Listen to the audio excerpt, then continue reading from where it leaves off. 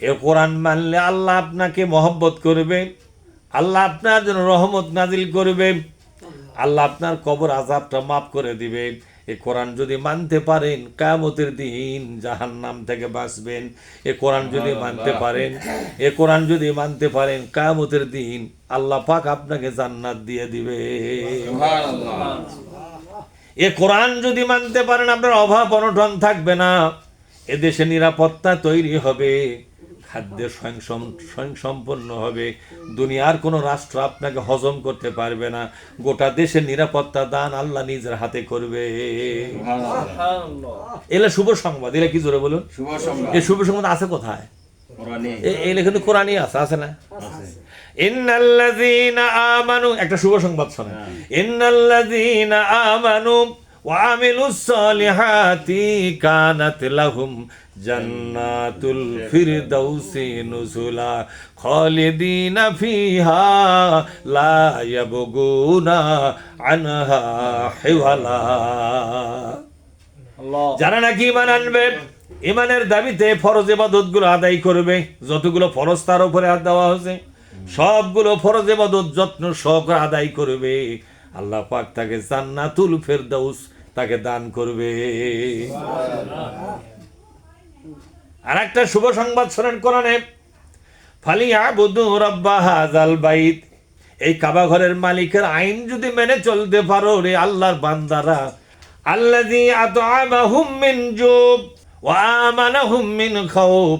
দুইটা শুভ সংবাদ তোমাদের জন্য, দুইটা শুভ সংবাদ। আল্লাহর কোরআন মানলে কয়টা শুভ সংবাদ? অসংখ্য শুভ সংবাদ। এই আয়াতে দুইটা, এই আয়াতে কয়টা? আল্লাযী আত'আমাহুম মিন জুব, ওই দেশের জনগণ আর ক্ষুধায় থাকবে না, ক্ষুধা লাগার আগেই খাদ্যের ব্যবস্থা আল্লাহ পাক করে দিবে। ওয়া আমানাহুম মিন খাউফ, ওই দেশের উপরে আর দুনিয়ার কেউ ভয় দেখাতে পারবে না, ওই গোটা দেশটাকে নিরাপত্তার চাদর দিয়ে মুড়িয়ে রাখবে আল্লাহ রব্বুল আলামিন। এটা শুভ সংবাদ পারেন, ঠিক না? তাহলে বিশ্বনবী কিন্তু এই শুভ সংবাদগুলো জানার ছিল। আর একটা শুভ সংবাদ শোনে, ওয়ালাউ আন্না আহলাল কুরা আমানু ওয়াত্তাকাউ লাফাতাহনা আলাইহিম বারাকাতিম মিনাস সামাই ওয়াল আরদ। কোন আল্লাহু আকবার। তোমরা যদি ঈমান আনো আর যদি আত্মরক্ষামূলক জীবন যাপন করো, জাহান্নামে যাওয়ার অপরাধগুলো যদি ছেড়ে দাও, কোথায় যাওয়ার অপরাধ? জাহান্নামে যাওয়ার অপরাধগুলো যদি ছেড়ে দাও, তাহলে আসমান আর জমিনের সমস্ত বরকতের দরজাগুলো খুলে দেওয়া হবে। যখন সুবহানাল্লাহ। তাহলে এটা শুভ সংবাদ কিনা? শুভ সংবাদ। আসমান আর জমিনের সমস্ত বরকতের দরজাগুলো খুলে দেওয়া হবে। কে বলেছেন এটা? আল্লাহ। এলাই হচ্ছে কোরআনের ভেতরকার শুভ সংবাদ, ঠিক না? এরকম অসংখ্য শুভ সংবাদ আছে না নাই? আছে। قل إن كنتم تحبون الله فاتبعوني يحببكم الله ويغفر لكم ذنوبكم والله غفور رحيم। নবী বলে দাও, দুনিয়ার মানুষ যদি আল্লাহকে ভালোবাসতে চায়, সরাসরি আল্লাহকে ভালোবাসা যায় না, আল্লাহকে ভালোবাসতে গেলে একটা মাধ্যম দরকার। সে মাধ্যমটা হলো বিশ্বনবীর নেতৃত্ব মেনে চলা লাগবে। বিশ্বনবীর নেতৃত্ব যদি মেনে নাও, তোমাদের ধর্মের ব্যাপারে, রাজনীতির ব্যাপারে, দল পার্টির ব্যাপারে, অর্থনীতির ব্যাপারে, রাষ্ট্র শাসনের ব্যাপারে, আছে না নাই জোরে কম? জীবনের সব ক্ষেত্রে বিশ্বনবীর নেতৃত্ব যদি মেনে নিয়া তার পেছনে যদি থাকো তোমরা, তাহলে আল্লাহ তোমাদেরকে পছন্দ করবে। এটাই হচ্ছে আল্লাহকে ভালোবাসার আমূল। হচ্ছে আশেক, আল্লাহর আশেক কারা? তা আল্লাহর আশেক কে? যারা বিশ্বনবীকে নেতা হিসাবে কবুল করেছে, তারাই হচ্ছে আল্লাহর আশেক। ফাত্তাবিউনি, বলেন ফাত্তাবিউনি। আল্লাহু আকবার। আমি নবীকে মেনে যদি চলো, তোমার জীবনের প্রতিটি ক্ষেত্রে, দিক এবং বিভাগে, তোমার ধর্মীয় অঙ্গনে, তোমার রাজনীতির অঙ্গনে, একমাত্র নেতা বলে আমাকে যদি মেনে চলো, তাহলে তুমি হবে আল্লাহ পাকের আশেক। নবীর নেতৃত্ব মানাটাই হলো আল্লাহর আশেক হওয়ার আমল। ঠিক এগুলা আমলের কোনো গপ্পা স্বর্গের মধ্যে আল্লাহর আশেকের মধ্যে যারা আশেকের দাবি করে, না কোন নবীর আশেক আল্লাহর আশেক, ওই কিসের, ওই ভণ্ড, ওই 1 নম্বরের ভণ্ড।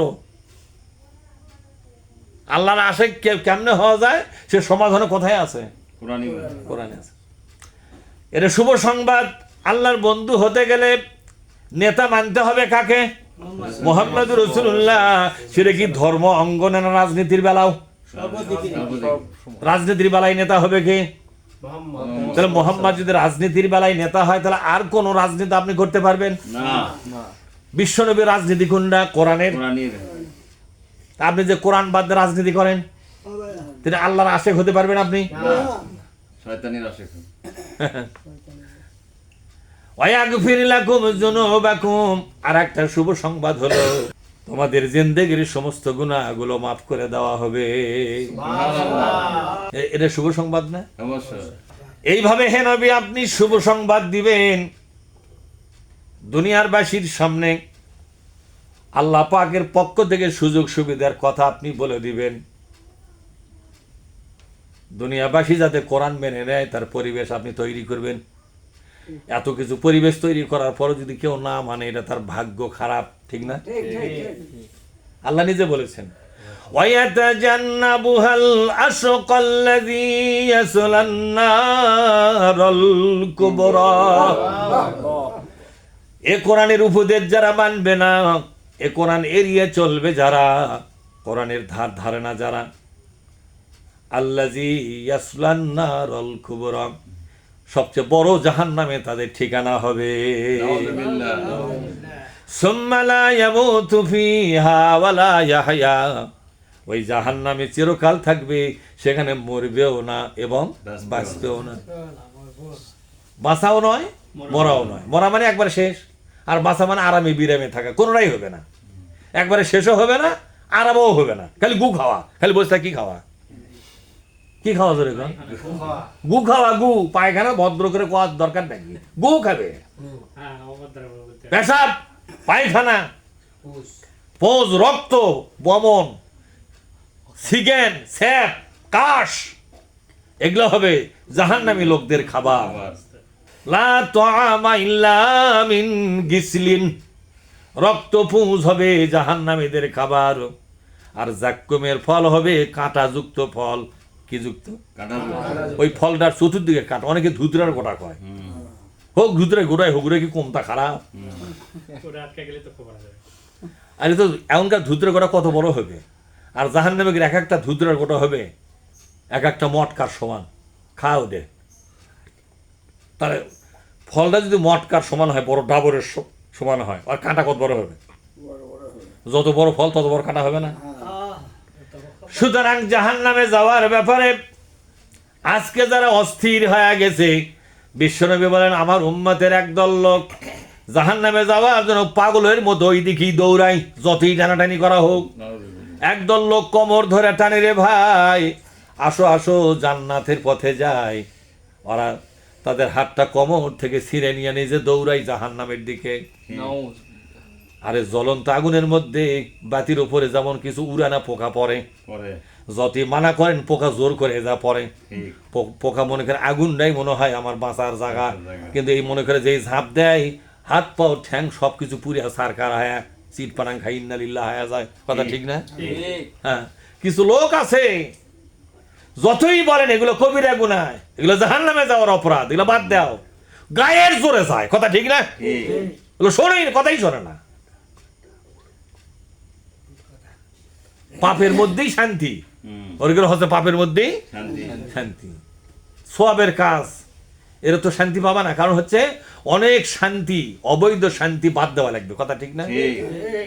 শালীর সাথে গল্প করলে শান্তি তো পাওয়াই যাবে। ইসলাম তো গল্প করতে কি করে দিচ্ছে? রাস্তায় বসে মহিলাদের চেহারা দেখলে চোখের শান্তি, মনের শান্তি, এই অবৈধ শান্তি আপনাকে বাদ দেওয়া লাগবে কিনা? কার ভয়ে? ইসলামের মধ্যে ওরা কেন আসতেছে না? কারণ অবৈধ জীবন যাপন করতে চায়, ওরা অবৈধ মজা মারতে চায়, অবৈধ ইনকাম করতে চায়, অবৈধ পথে ইনকাম করবে, অবৈধ পথে খরচ করবে, বিনোদন করবে অবৈধ পথে, আনন্দ করবে অবৈধ পথে। ওরা বৈধতার কোনো সীমারেখার মধ্যে থাকতে চায় না। এজন্য ইসলামের পবিত্র বাণী ওদের ভালো লাগে না। কথা কি বুঝতে পারছেন? এভাবে আপনাকে শাহেদ বানানো হলো, সব কথা বর্ণনা করে দিবেন, আর সবগুলো কথা নিজে আমল করে প্রমাণ করে দিবেন। আল্লাহর কোরআন এইভাবেই আমল করা লাগে। কি করা লাগে জোরে কন? দান করার কথা কোরআনে আছে না নাই? নিজে দান করে প্রমাণ করে দিবেন, এইভাবে দান করা লাগে। তাহলে সব কোরআনের আয়াতগুলো আপনি নিজে প্র্যাকটিক্যাল করবেন। কি করবেন জোরে কন? আপনার জীবন দিয়ে কি করে দিবেন? প্র্যাকটিক্যাল। এটা হচ্ছে শাহেদ হওয়া। কি হওয়া জোরে কন? আপনাকে শাহেদ বানানো হয়েছে, কোরআনের বর্ণনাকারী এবং কোরআন বাস্তবায়নকারী। সুবহানাল্লাহ পাঠ করেন। এই দুনিয়ার কেউ যদি কোরআনের কথা না মেনে চলে, আপনি একাই মেনে চলবেন, যেহেতু আপনাকে শাহেদ বানানো হয়েছে। জামানার সাক্ষী আপনি। কি জোরে কন? জামানার সাক্ষী।